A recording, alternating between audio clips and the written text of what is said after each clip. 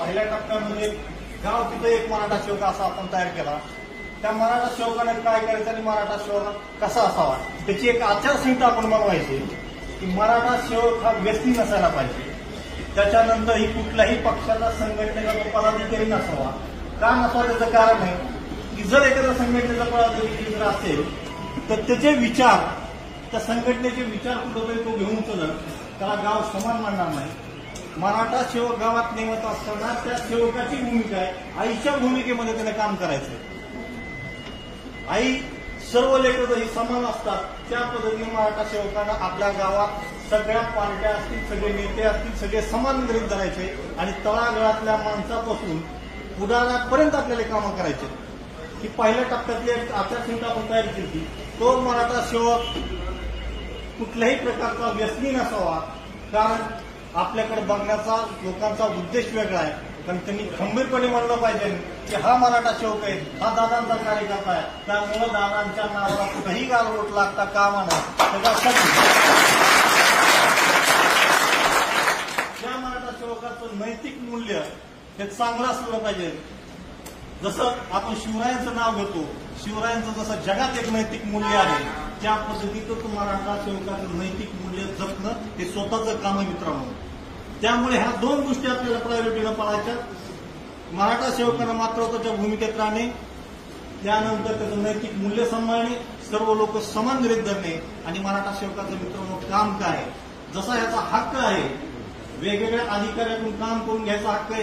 गावातील पुढाऱ्या कोण असेल, तालुका लेवलच्या एखाद्या नेते कोण असेल, आमदार खासदार कोण असेल, हक्कानं काम करून घेणं हा त्या मराठा सेवकाचा एक अधिकार आहे. तसे कर्तव्य सुद्धा आहेत मित्रांनो.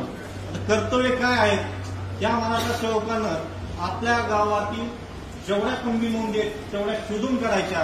त्या नोंदीला पुढे मूर्त स्वरूप देण्यासाठी त्याचे सर्टिफिकेट काढायचे, व्हॅलिडिटीपर्यंत काम करायचंय. जसं आरक्षणाचं आपण काम करतो त्याच पद्धतीमध्ये आपल्याला जे काही विद्यार्थी गावातील आहेत त्यांची कुठेतरी अडचण होत असेल, बाहेरगावी जात असेल तर त्या गावातील मराठा सेवकानं त्या जिल्ह्यातील किंवा तालुक्यातील दुसऱ्या मराठा सेवकाला कॉन्टॅक्ट करायचा आहे आणि त्याचं सहकार्य घेऊन त्याच्या समस्येचं निरसन करायचं आहे. समजा एखादा गावातील एखादी महिला डिलिव्हरी बाहेरगावी कुठेतरी झाली तालुक्याच्या ठिकाणी आणि त्या ठिकाणी रक्ताची कमतरता पडली, ओ निगेटिव्ह रक्त जर कमी पडलं तर आपण सांगायचं की माझ्या गावातील महिला अशा हॉस्पिटल आहे, तिथल्या संबंधित तालुक्याच्या किंवा जिल्ह्याच्या मराठा सेवकांना सहकार्य करावं आणि तिला ओ निगेटिव्हचं रक्त सप्लाय करावं. आपला काही क्षणामध्ये तो प्रश्न निघायला लागेल. जरी आपण कुठे खेड्यामध्ये असतात तर मुंबईपर्यंत आपला प्रॉब्लेम सॉल्व्ह होणार आहे. जर कुठे एखादा ऍक्सिडेंट जर घडला तर त्या ऍक्सिडेंटला सुद्धा आपल्याला तात्काळ मदत करायची. कारण लोकांना कळायला पाहिजे जसा स्वयंसेवक असतो त्याच पद्धतीने मराठा सेवक हे नाव आपल्या प्रत्येकाच्या मुखामध्ये निघायला पाहिजे.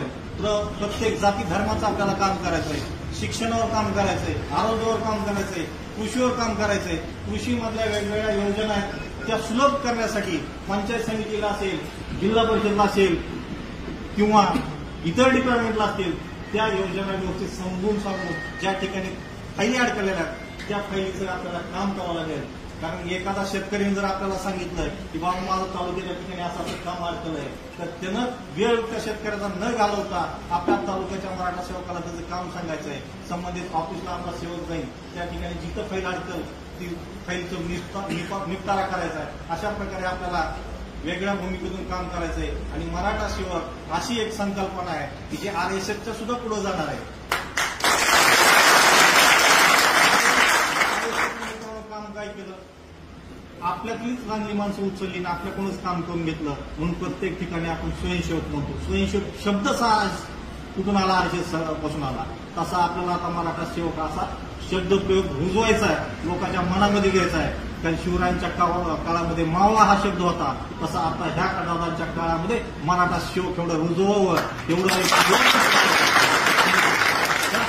न बोलता मी या ठिकाणी थांबतो. एवढ्यात जे काय माझं ऐकून घेतलं त्याबद्दल सर्वांनी विचार करावा आणि दादाचे शब्द ऐकावे. त्यामुळे मी थांबतो. धन्यवाद. जय जिजाऊ जय शिवराय.